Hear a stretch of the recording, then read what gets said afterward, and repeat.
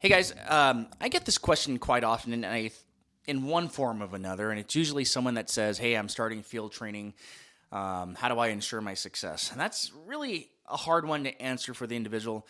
But over the years, answering this question, I've come up with a couple factors that I think will help you ensure your success, at least mitigate some troubles you might have down the line. Okay, so I wanted to share some of these things with you. And it's not just for you guys that are entering field training. It could be for those individuals that might be in a position like me, who might want to impart some wisdom if approached. And I think if you get these couple things down, it will help you immensely. Number one, communication. Not that you have to be a great speaker or a great deliverer of communication, but you've got to receive information well as well. And oftentimes you see people that are masters of delivering information, right? You ever hear the phrase when someone describes someone's personality, they can sell ice to an Eskimo? It's great. They're great communicators. They can talk, blah, blah, blah. But how good are they at receiving information, right? They may suck at receiving information, which is sucky for them because you as an FTO who is delivering information to them might have something important to say. And if you were like me as an FTO, you hardly said anything. You were busy making your observations and watching your trainee make observations. And when you did say something, it was important, and you hope that they'd better listen at that time, because when you open your mouth, it's usually something that's worthwhile for them to listen to. So as a trainee, be a good receiver of information, not just a deliverer. And I know some of you are like, hey, I'm not a great talker, but I listen really well. Well, this advice is for you too. For you guys that listen really well, you guys have to know how to not just verbalize what you want to say, but be able to communicate that information on paper too. Because guess what? 75% of your job is on paper. You have to be a really good paper report writer.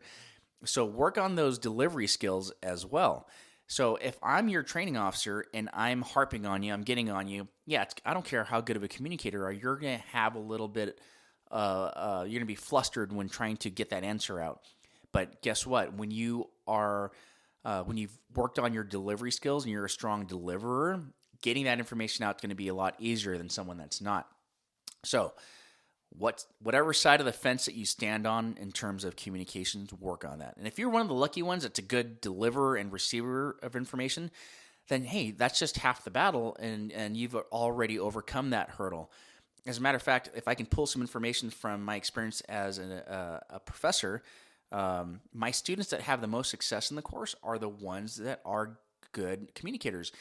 Not because they're smarter than the other students, but because they can articulate what they want to say. They can collect their thoughts and organize them in a way that's pleasing for me to read. So when I read their term papers, it's pleasing for me, and I have an overall better experience with it, and that's more favorable for their grade. The information can be all there for the student that's not a great communicator, but if it's all over the place, it's not an effective paper. It's not effective writing. It's not good structure.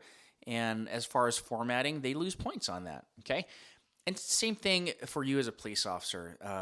When you write your reports, it's all going to be factually based. It's all going to be chronological.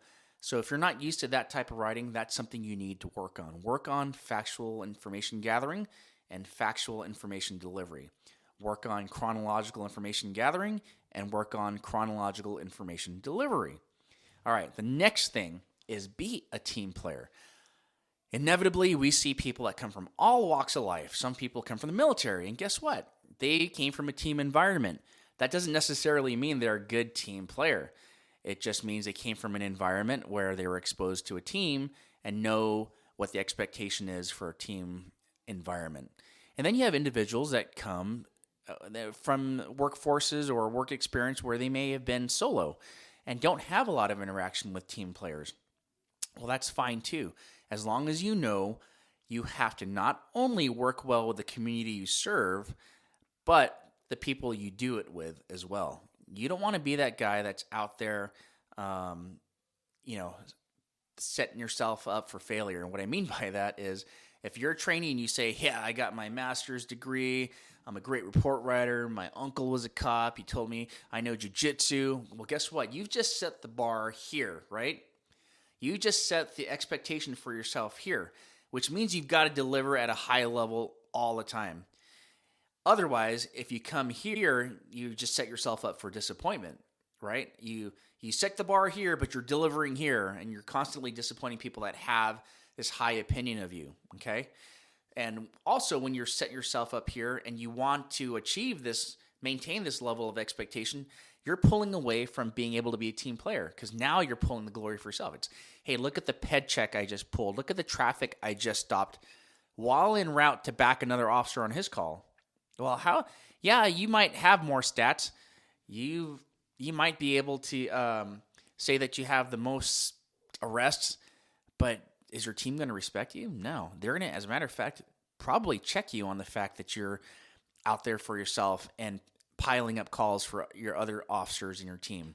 So be cognizant of being a team player. Trust me, you'll stand out if you are a little bit of a hard worker, and I'm going to end this with that.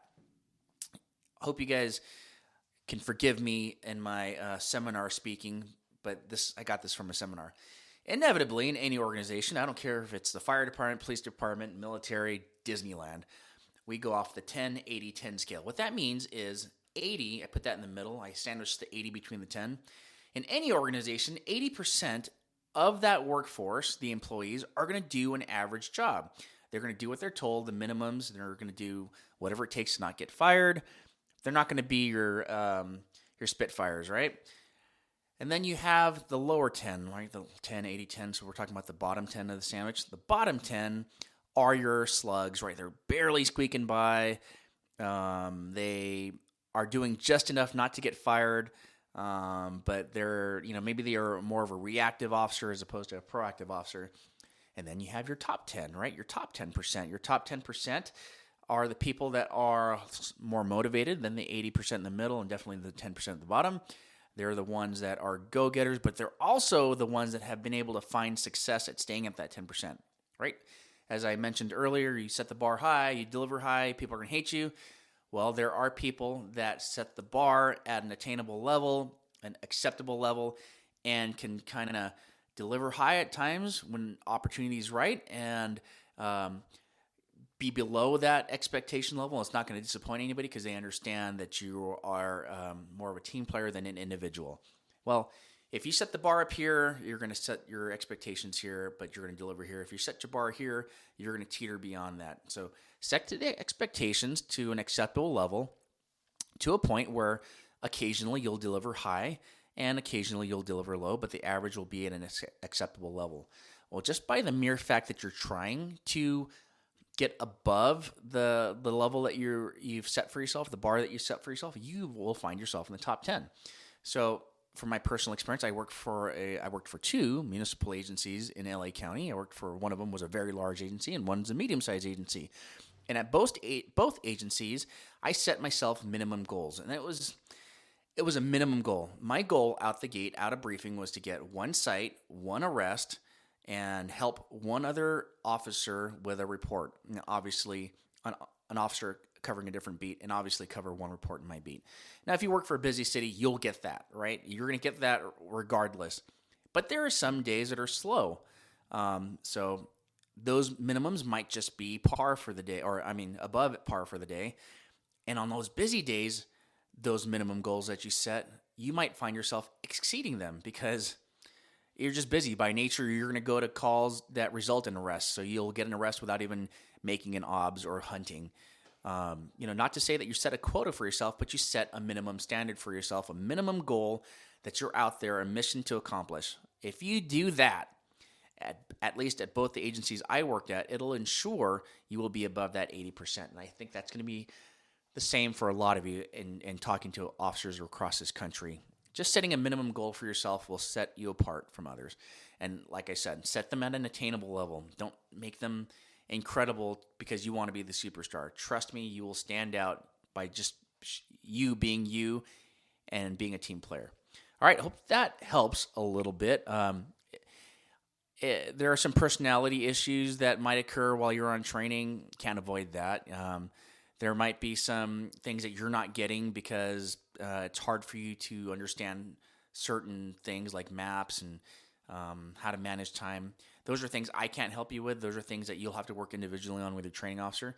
But the sooner you identify those weaknesses and the quicker you can address them, the more success you should have while you're in training. All right, guys, good luck out there if you're listening to this and you're starting your training, field training. And if you're a guy that's in a position to mentor somebody that's going to be approaching field training, I hope you impart some wisdom on them. I'd like to know what some of the tricks of the trade you've learned.